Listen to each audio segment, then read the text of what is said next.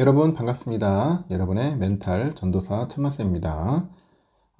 지금 연말이잖아요. 상당히 좀 어둡고 좀 침울하네요. 안 좋은 소식들도 많이 들려온 것 같고 여러 가지 일들이 좀 많이 꼬여가지고 잘 풀리지도 않는 그런 한 해를 마무리하는 것 같습니다. 좀 안타깝긴 해요. 진짜 왜 우리나라가 이렇게 자꾸 안 좋은 소식들로 이렇게 자꾸 들리고 흘러가는지 뭔가 구분이 다 했다는 그런 느낌이 들어요. 그러면 안 되는데 참 너무 안타깝습니다. 희생자들도 너무 많네요. 보니까 제주 항공 비행기 그 탑승객들 너무나 희생자들이 많아가지고 볼 때마다 진짜 가슴이 먹먹하고 답답하네요. 온통 그 뉴스 소식들이 접하다 보니까 더욱더 그런 것 같습니다. 빨리 두 번 다시 이제 그런 사고가 없도록 대비책을 제대로 좀 세워야 할 것 같습니다. 아직까지도 부족한 게 너무 많아요. 제가 볼 때는. 오늘 코스피를 보니까 2399.49입니다. 야, 2400을 지키지 못했네요. 결국은 막판에 흘러내렸습니다. 2399.49, 0.2% 빠졌고, 외국인은 1200억, 개인들이 한 300억 정도 매도를 했고요. 기관 애들이 한 550억 정도 매수를 했더라고요. 장중에는 좀 올라가는 듯한 했었어요. 그래서 장중에는 2429.75까지 찍었는데 시간이 흐를수록 계속 줄줄 흘러내렸습니다.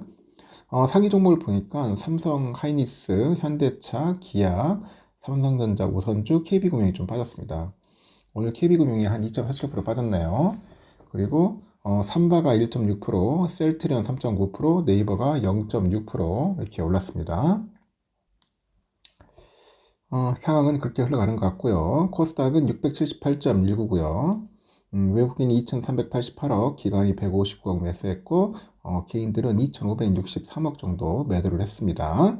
알테오즈는 2.8%, 에코프로비엠 1.7, HLB 3.98, 에코프로가 0.88, 리가켄바이오 5.1, 휴젤이 5.2, 삼천당 제약이 1% 정도 올랐고요. 그리고 레인보우 로보틱스가 15.2%나 올랐습니다. 오늘 레인보우 웬일이야? 갑자기 급등을 했습니다. 급등을. 신성델타테크는 1% 빠졌고 클래시스도 1.4% 하락을 했습니다. 오늘은 하여튼 뭐 코스닥은 나름대로 선방을 했습니다. 근데 코스피가 좀 좋지 않았네요. 중국 상해지수는 0.2% 빠지고 신천종합 0.32% 빠지고 빠졌고요. 상위는 올랐는데 심천은 빠졌고요. 홍콩 항세가 0.2%, 홍콩 H 0.34% 하락했고 일본 니케이도 0.96% 하락을 했네요. 그리고 섬나라 대만도 0.37% 하락을 했습니다. 환율은 어떠냐? 1475원입니다. 장중에는 환율이 좀 빠졌죠. 1465원까지 갔었어요. 1465원까지 갔다가 다시 또 올라갑니다. 잠깐 나니까 다시 또 올라가요. 공무원들 퇴근했겠지. 공무원들 퇴근했는지 하여튼 환율 방어 담당하는 분들이 이제 퇴근을 하다 보니까 다시 환율이 원위치 다시 돌아갑니다. 돌아가는 것 같고 현재 비트코인은 1억 3,930만 원 정도 합니다. 이더리움이 507만 원 정도 나타내고 있네요. 하여튼 뭐 좀 빠지는 것 같습니다. 상황이 이렇게 흘러갔습니다. 밸류업으로 시작을 했는데 다시 밸류업이 아니라 밸류 다운으로 다운으로 끝났다. 글로벌 꼴찌, 글로벌 꼴찌, 그게 우리나라라는 겁니다.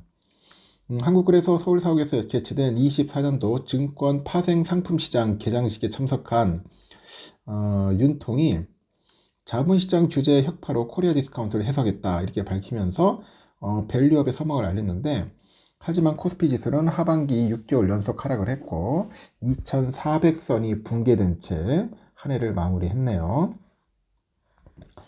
그리고 전쟁 중인 러시아를 제외하면 주요국 증시 중 가장 저조한 성적입니다. 상반기 증시를 견인한 밸류 프로그램은 힘을 잃었고 이 불안정한 국내 정치 상황에 연말 랠리도 실종이 됐습니다.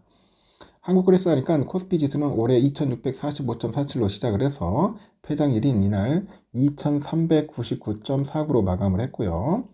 연초 대비 9.6% 정도 연중 기록한 고점과 비교를 하니까 17.16% 하락을 했네요. 코스닥은 한술 더 떠서 연초 대비 21.7% 하락을 해가지고 678.19에 폐장을 했고요. 고점 대비 26.49% 빠진 수준입니다. 이렇게 코스피가 이달에만 2.3% 내려가지고 7월 이후 약세를 이어갔는데 6개월 연속 코스피가 지수 내린 것은 그 IT 버블이 있었던 2000년 그리고 글로벌 금융위기가 있었던 2008년 이후로 처음입니다. 7개월 연속 하락은 외환위기가 있었던 1998년이 유일하고요. 상반기 밸류 프로그램을 바탕으로 해서 3000비 기대만을 키웠는데 하반기에 악재가 쏟아지면서 주저앉아요. 시가총액 1위인 삼성전자는 성장성에 의문 부호가 달려요.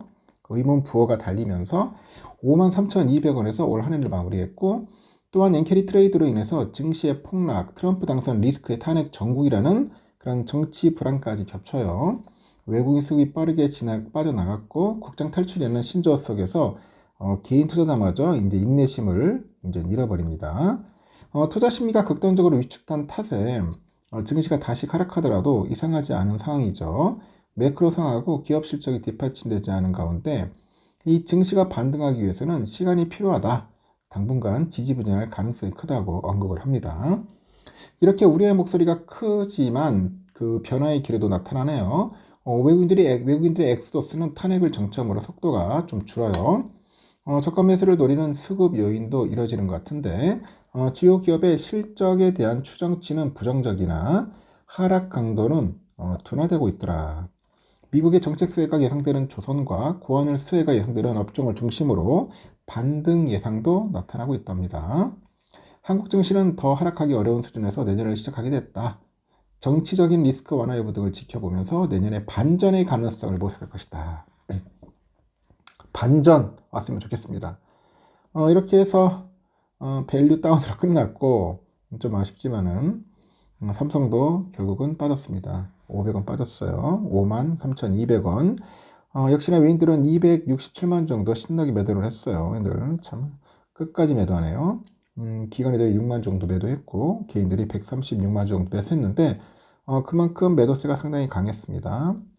골드만 애들이 133만 주, BNP 30만, UBS 8만, 모건 15,000 이렇게 매도를 했네요. JP도 6만 1,000, 골드만 5만 5천 매수를 했지만은 매도세가 좀 거칠었고요. 우선주도 보니까 44,200원으로 마무리됐는데 오늘 600원이나 빠졌어요. 막판에 종가만 나와버리네 그냥. 마지막 날인데 이렇게까지 빼야 하나 하는 생각이 들어요. 이놈들. 역시나 외인들이 25만 주 정도 매도를 했습니다. 기관이 6,600주 매수했고 개인들은 15,000주 정도 매도를 했습니다. JP 애들이 14만, HSBC 8만 9천, UBS 6만 매도를 했고요. 모건이 9만 3천, UBS 4만 9천, CT 11,000 매수를 했습니다. 이렇게 해서 끝났다 보시면 되겠습니다. 하여튼 여러분 고생하셨습니다. 오늘이 마지막 장이었네요. 새해에는 좀 더 기쁜 소식으로 증시가 우리에게 좀 다가왔으면 좋겠습니다. 하여튼 저녁 맛있게 드시고 또 다음 시간에 뵙도록 하겠습니다.